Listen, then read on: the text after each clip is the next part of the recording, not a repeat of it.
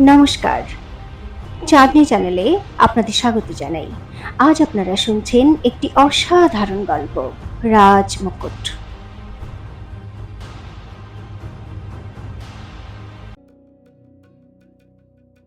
শেষ পর্যন্ত তাই হলো।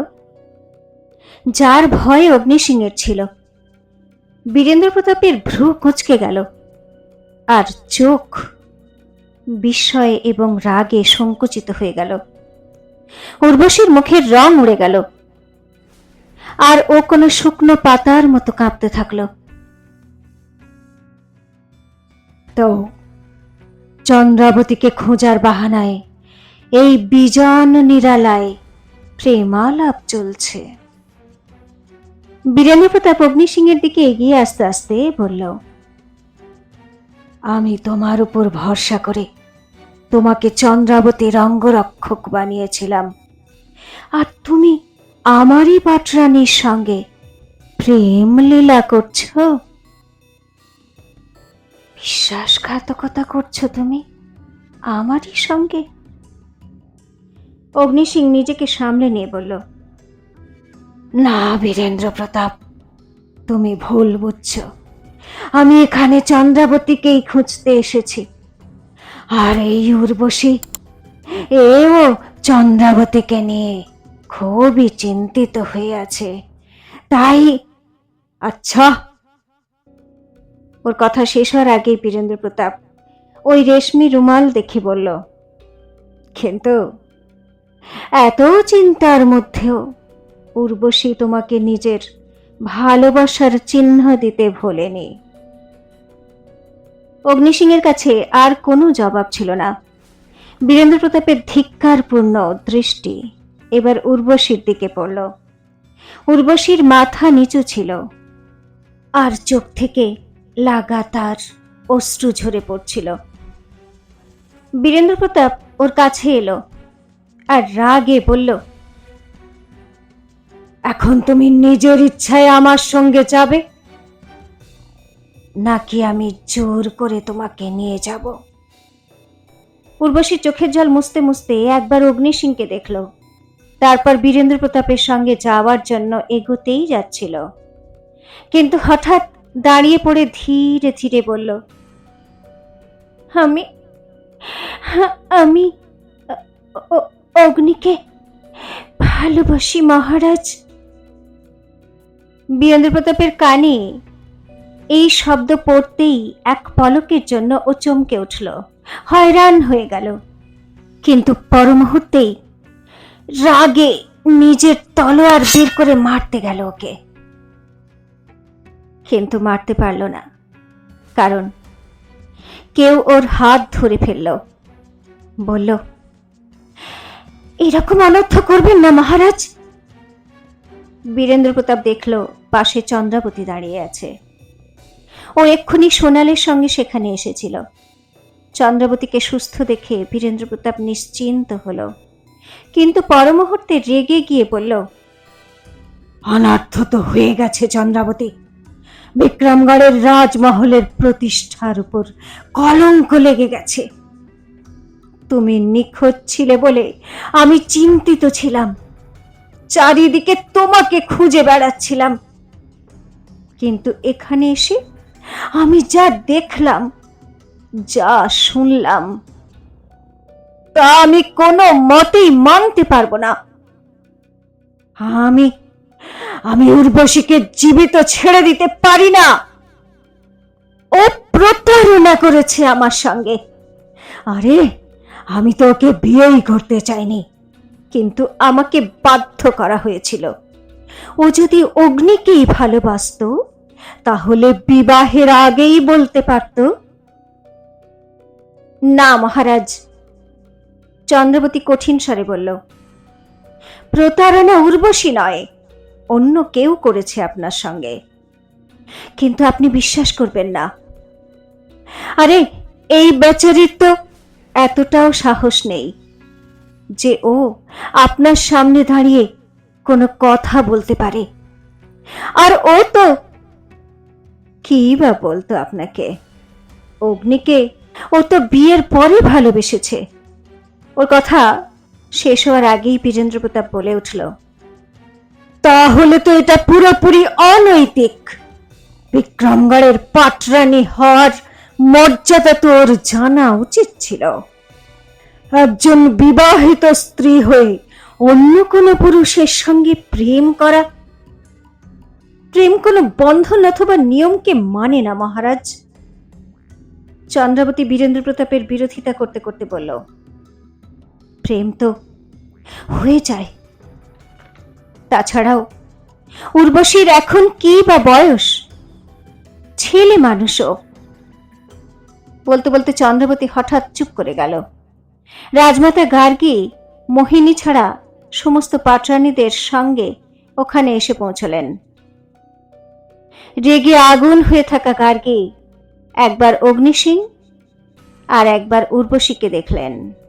তারপর তিক্ততার স্বরে চন্দ্রাবতীকে বললেন, উর্বশী ছেলে মানুষ, কিন্তু তুমি তো বুদ্ধিমান আর চালাকও বটে। সেজন্য উর্বশীর মতো দিনের বেলা নিজের প্রেমিকের সাথে দেখা করার পরিবর্তে রাতে লুকিয়ে লুকিয়ে দেখা করো। একথা শুনেই চন্দ্রাবতীর রাগ সপ্তমে চড়ে গেল। অগ্নি আমার প্রেমিক নয় রাজমাতা। চন্দ্রাবতী গার্গীর চোখে চোখ রেখে বলল, আর ও উর্বশীরও প্রেমিক নয়। অগ্নি নিজের মর্যাদা জানে। ও আমার সামনে উর্বশীর প্রেম প্রত্যাখ্যান করেছিল, আর নিশ্চয়ই ও এখনো উর্বশীকে বোঝানোরই চেষ্টা করছিল। চন্দ্রাবতীর এমন নির্ভীক রূপ দেখে রাজমাতা গার্গী রাগে জ্বলে উঠলেন। দেখলে দেখলে তুমি বড় কুমার, এ এখন আমার সঙ্গে এরকম ভাবে কথা বলতে শুরু করেছে। গার্গী বীরেন্দ্র প্রতাপের দিকে তাকিয়ে বললেন, শুধু ওই নয়, ওর সেবক কিন্নর সোনাল আর এই অগ্নিসিংহ বেয়াদব হয়ে গেছে। যাই হোক, ভুল তো আমারই যে আমি চন্দ্রাবতীকে উর্বশী আর রানী মহলের দায়িত্ব দিয়েছিলাম।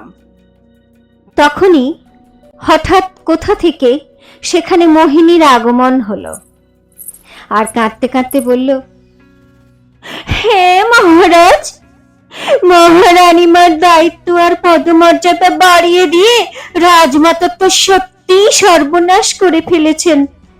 দেখুন, উনি আমার ছেলে মানুষ বোনকেও ভুলিয়ে ভালিয়ে নষ্ট করে ফেলেছেন। আরে এই উর্বশী যে দিন রাত ভগবান কৃষ্ণের ভক্তিতে লীন হয়ে থাকত, সে আজ মহারানীর কুসংসর্গে এসে কত বড় পাপ কাজ করে ফেলেছে। আমি তো কোথাও মুখ দেখাতে পারবো না মহারাজ। আপনি এক্ষুনি এক্ষুনি আমাদের দুই বোনকে মেরে ফেলুন মহারাজ, না হলে এই বদনামের বোঝা আমি সহ্য করতে পারবো না। মোহিনীর এই নাটক আর নিজের উপর এরকম মিথ্যা দোষারোপ করতে দেখে চন্দ্রাবতী নিজের উপর নিয়ন্ত্রণ হারিয়ে ফেলল। ও কোমর থেকে কাটারি বার করে মোহিনীর দিকে এগিয়ে গিয়ে বলল, মিথ্যেবাদী, এই সবকিছু তোরই কীর্তি। তুই আর তোর বাবা এই ছেলে মানুষ উর্বশীর জীবন বরবাদ করে ফেলেছিস। আমি আমি আজ তোকে ছাড়ব না। চন্দ্রাবতী! রেগে আগুন হয়ে বীরেন্দ্র প্রতাপ চন্দ্রাবতীকে ধরল আর দূরে সরিয়ে দিয়ে চিৎকার করল, তোমার এত দুঃসাহস যে তুমি আমার চোখের সামনে রাজমাতাকে অপমান করছো, আমার পাটরানীকে প্রাণে মারার চেষ্টা করছো। একথা বলে ও তলোয়ার চন্দ্রাবতীর উপর চালাতে গিয়েও থেমে গেল। চন্দ্রাবতী নির্ভয়ে বীরেন্দ্র প্রতাপকে দেখছিল। ওর এরকম রূপ দেখে বীরেন্দ্র প্রতাপ দাঁতে দাঁত পিষে ধীরে ধীরে বিড়বিড় করল, চাইলেও আমি তোমার প্রাণ নিতে পারবো না। কারণ অনেক অনেকবার আমার প্রাণ বাঁচিয়েছ তুমি, কিন্তু এই রানী মহলে কারো কোনো রকমের অনাচার আমি সহ্য করব না। ও রাগে নিজের তলোয়ার দূরে ফেলে দিল আর উর্বশীর হাত ধরে ওকে টানতে টানতে নিয়ে যেতে লাগলো। মোহিনী আর গার্গী দুজনেই ঘৃণা আর ধিক্কার ভরা চোখে চন্দ্রাবতীর দিকে তাকালো আর বীরেন্দ্র প্রতাপের পিছন পিছন চলে গেল।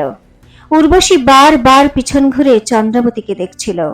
চন্দ্রাবতী নিজের অসহায়তায় ছটফট করছিল। ওদিকে ওখান থেকে দূরে নিজের ঘরের জানালায় দাঁড়িয়ে রাজকুমার সূর্যপ্রতাপ এদিকেই দেখছিল আর ওর ঠোঁটে একটা কুটিল হাসি খেলা করছিল। কিছুক্ষণ পরে চন্দ্রাবতী, অগ্নিসিং আর কিন্নর সোনাল নিজের ঘরে ফিরে এসেছিল। ওরা তিনজন গম্ভীর হয়েছিল। সোনাল চিন্তিত হয়ে পড়ল, হায় হায়, আমার তো একটাই ভয়, মহারাজ রাগে কিছু ভুল না করে বসেন, উনি উর্বশীকে প্রাণে না মেরে দেন। চন্দ্রবতী একটা গভীর শ্বাস নিয়ে বলল, না সোনাল, গার্গী ওকে উর্বশীর হত্যা করতে দেবে না। উর্বশী ওর জন্য আমাদের সবার থেকে অনেক বেশি মূল্যবান। যে কাজ মোহিনী আর অন্য পাটরানীরা করতে পারেনি, সেই কাজ ও করেছে। ও বিক্রমগড়ের উত্তরাধিকারীর জন্ম দিতে চলেছে। সোনালের সঙ্গে সঙ্গে অগ্নিও নিশ্চিন্ত হলো যে উর্বশী তাহলে সুরক্ষিতই থাকবে। কিন্তু তখনই চন্দ্রাবতী চিন্তিত হয়ে বলে উঠল, আমি ভাবছিলাম বীরেন্দ্র প্রতাপের সঙ্গে কথা বলে উর্বশীকে মোহিনী আর বজ্রকেতুর থেকে মুক্তি দেব। কিন্তু উর্বশী নিজেই নিজের পায়ে কুড়ুল মারল ও বীরেন্দ্র প্রতাপের সামনে স্বীকার করে নিল যে ও অগ্নিকে ভালোবাসে। উর্বশী নিজেকে সবার সামনে কলঙ্কিত করে ফেলল। না চন্দ্রাবতী, এতক্ষণ চুপ করে থাকা অগ্নিসিং বলে উঠল, এটা উর্বশীর দুর্ভাগ্য, আর কিছু না। ও বেচারি আমাকে শুধু একটা চিহ্ন দিয়ে চলে যাচ্ছিল, কিন্তু কিন্তু তখনই বীরেন্দ্র প্রতাপ সেখানে এসে গেল। এটা একটা দুর্ঘটনা মাত্র, না হলে বীরেন্দ্র প্রতাপ কখনোই কিচ্ছু জানতে পারত না। অগ্নিসিংহের যুক্তি শুনে চন্দ্রাবতী চুপ করে গেল। তখন সোনাল বলল, কিন্তু মহারানীমা, আপনি তো এখনো মহারাজের সঙ্গে কথা বলতেই পারেন, উনি আপনার কথা নিশ্চয়ই শুনবেন। এ কথা ভুলে যাবেন না, আপনার নিখোঁজ হওয়ার খবর পেয়ে উনি পাগলের মতো পুরো রাজমহলে আপনাকে খুঁজে বেড়াচ্ছিলেন। আপনার জন্য এখনো ওনার মনে যথেষ্ট পরোয়া আছে। এ কথায় অগ্নিও সমর্থন করে বলল, হ্যাঁ চন্দ্রাবতী। আর রইল চক্রান্তের কথা, তো কাল রাত্রে তুমিও চক্রান্তের শিকার হয়ে গিয়েছিলে, আর এর পিছনে হয় সূর্যপ্রতাপের হাত আছে, নয়তো বজ্রকেতুর। ওর কথা শেষ হওয়ার আগেই চন্দ্রাবতী ঠান্ডা স্বরে বলল, আর নয়তো রাজমাতা গার্গীর। চন্দ্রাবতীর কথা শুনে অগ্নিসিং চমকে উঠল আর সোনালের মুখ তো হাঁ হয়ে গেল। হ্যাঁ অগ্নি, চন্দ্রাবতী নিজের জায়গা থেকে উঠতে উঠতে বলল, রাজমাতাও এই চক্রান্তে যুক্ত হতে পারেন। আমি তো কাল রাতেই এই চক্রান্তের উপর থেকে পর্দা উঠিয়েই ফেলেছিলাম প্রায়, কিন্তু তোমার একটা ভুলের জন্য আমি ফেঁসে গেছিলাম। অগ্নি এবার লজ্জা পেয়ে বলল, হ্যাঁ, আমি ভুল করে ফেলেছিলাম। বিষাক্ত ছাইয়ের জন্য আমার কাশি হচ্ছিল, আর তোমাকে সাবধান করার জন্য কোনো পাখি বা পশুর ডাক আমি ডেকে উঠতে পারিনি। ওর কথা শেষ হতেই চন্দ্রাবতী বলল, হ্যাঁ, আর তুমি চিৎকার করে আমাকে বাঁচাতে এলে।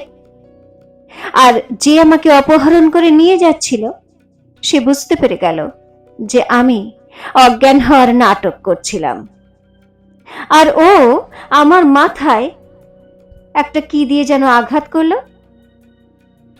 তো আমি সত্যি সত্যিই অজ্ঞান হয়ে পড়লাম। তাড়াহুড়োয় সে আমাকে একটা সুড়ঙ্গে বন্ধ করে পালিয়ে গেল। ও আমাকে অন্য কোথাও নিয়ে যেতে চাইছিল, আর যদি তাই হতো তাহলে ওই লোকটার মাধ্যমেই আমি আসল চক্রান্তকারীকে ধরে ফেলতে পারতাম। এ কথা অগ্নিসিং দ্রুত বলল, কিন্তু সেটা তো এখনো জানা যেতে পারে চন্দ্রাবতী। ওই যা যাবার যমুনাকে ভয় দেখিয়ে ধমক দিয়ে ওকে দিয়ে সত্যি বলাতে পারি, কারণ ওই তো এই খেলার গুটি। চন্দ্রাবতী কিছু ভেবে বলল,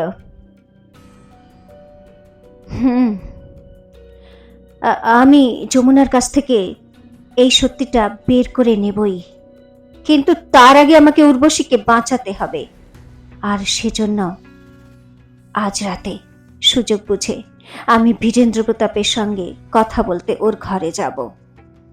চন্দ্রাবতীকে বীরেন্দ্র প্রতাপের সঙ্গে দেখা করার জন্য বেশিক্ষণ অপেক্ষা করতে হলো না। সন্ধে নামার সঙ্গে সঙ্গেই বীরেন্দ্র প্রতাপের অঙ্গরক্ষক সুমন্ত চন্দ্রাবতীর ঘরে এলো। প্রণাম মহারানীমা। সুমন্ত মাথা নিচু করে অভিবাদন জানালো। মহারাজ এক্ষুনি আপনাকে নিজের ঘরে ডেকেছেন। চন্দ্রাবতীর মন কোনো এক অজানা আশঙ্কায় কেঁপে উঠল। এই সময় একমাত্র সোনাল ওর ঘরে ছিল।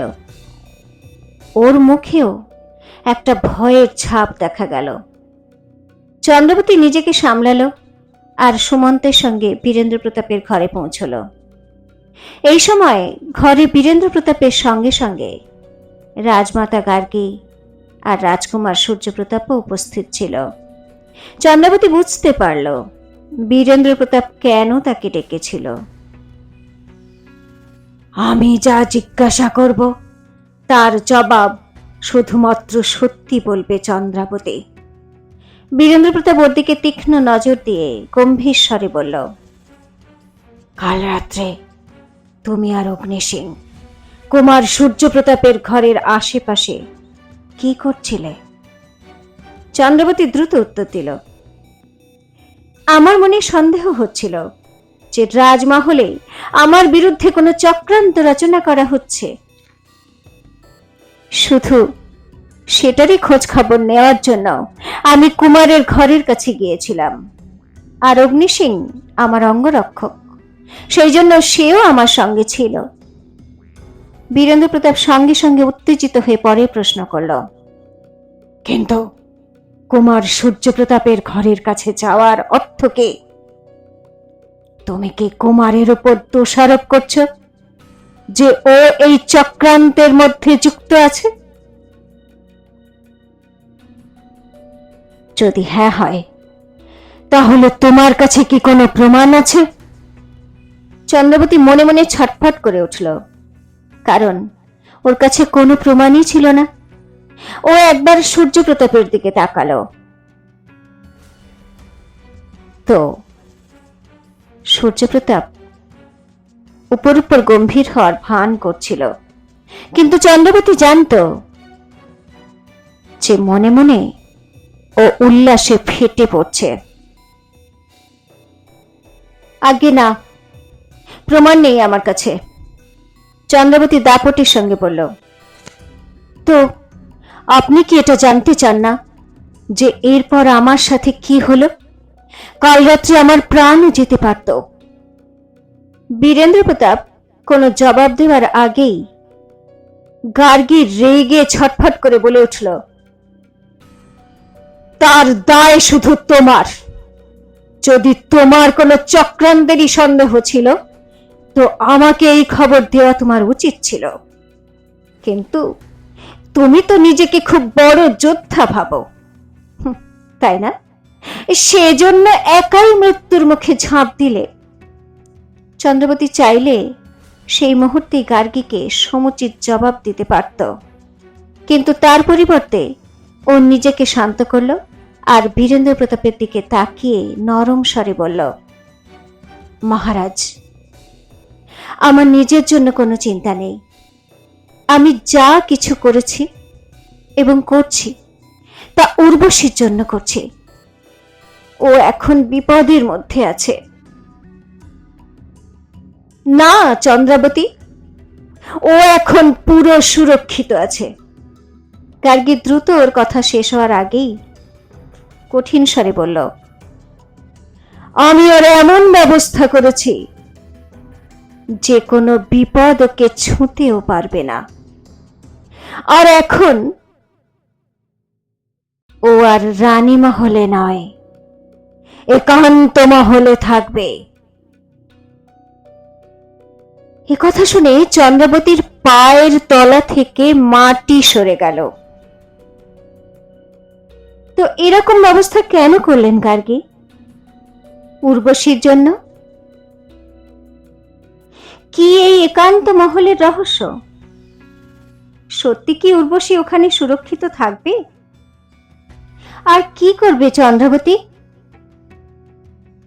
জানার জন্য শুনতে থাকুন রাজমুকুট, এক ঐতিহাসিক প্রতিশোধ, শুধুমাত্র চাঁদনীর সঙ্গে, চাঁদনী চ্যানেলে।